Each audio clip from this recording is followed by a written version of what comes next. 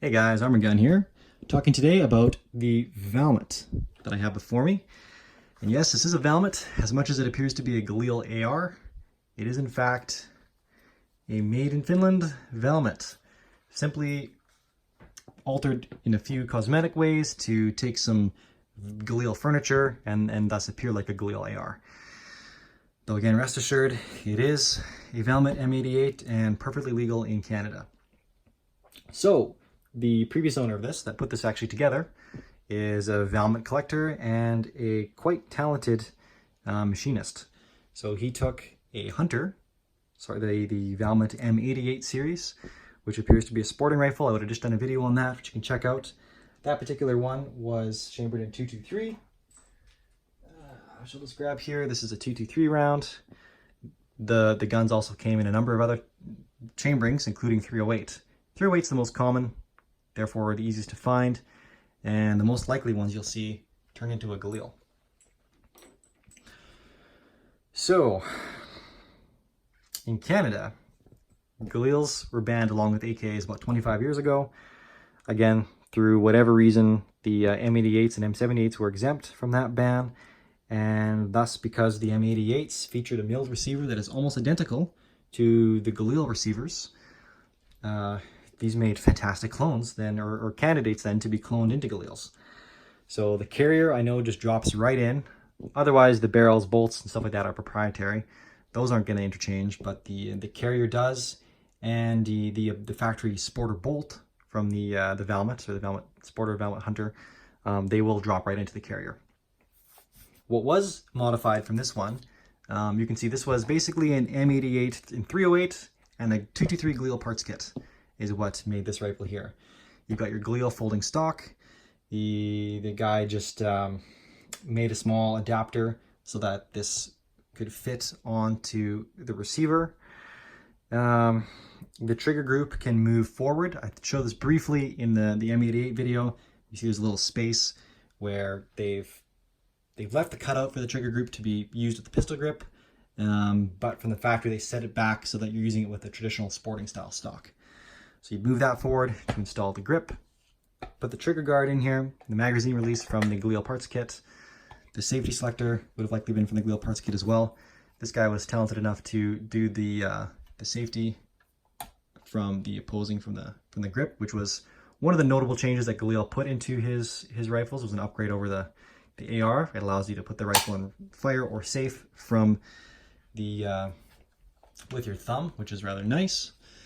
It also features the dust cover from the Galil, the rear sight mounted to the dust cover. It is quite a tight fit.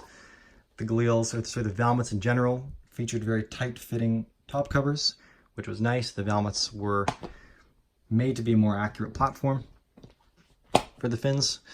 The magwell was modified slightly to work with Galil mags, factory Galil mags. Traditionally, Galil mags wouldn't fit right into a Valmet without some modifications to them. I think you just widened this ever so slightly and did whatever you needed to do to ensure that the rounds fed properly into the chamber. So as a result, these mags click in really nice. This is a smaller guy. I think these are factory 11 rounders. 11 rounder, and then you've got your factory 25 rounder. Again, these are all Canadian, so to meet with our laws, they have to be pinned to 5 rounds only. Moving up, again, you would have dropped the Galil carrier in there, and this probably is a .308. It had to be a .308 carrier. Then there's the handguard. There's a little bit of you have to have the proper handguard retaining tools or parts to have this fit properly. Then there's the gas block and front sight post, and of course the Galil flash hider. So it does take quite a bit of work to properly take a Galil and clone it into, a Valmet and clone it into a realistic Galil. There are still some things that were not quite right about this one. If you Google an image of a Galil AR, you will notice, or ARM, the trigger guard. This is a .223 Valmet or Galil trigger guard. The .308s, this mag release is chalked or pushed back quite a bit, or at least maybe a half of an inch. You definitely will see there's less room in there for your finger. And also A true Galil is going to feature a cutout over here, at least the 308s, for a optics mount. The optics mount on Galils was a neat kind of thing that kind of hooked into the receiver up here in a little cutout. Otherwise, this is, for all intents and purposes, a look-alike Galil that's perfectly legal in Canada. And that Valmet receiver, it's milled. It's very smooth, very slick. They're absolutely fantastic. Fantastic weapon systems. Stock does fold. Nice tight lockup. And again, functionally, this is 100% a Valmet M88. Aesthetically, it's just been tweaked with, sorry, I shouldn't say tweaked, it's just had some Galil furniture added to it to give it the appearance of a Galil. Thank you so much for tuning in. A couple more Valmet videos coming your way. Thanks again. Bye for now.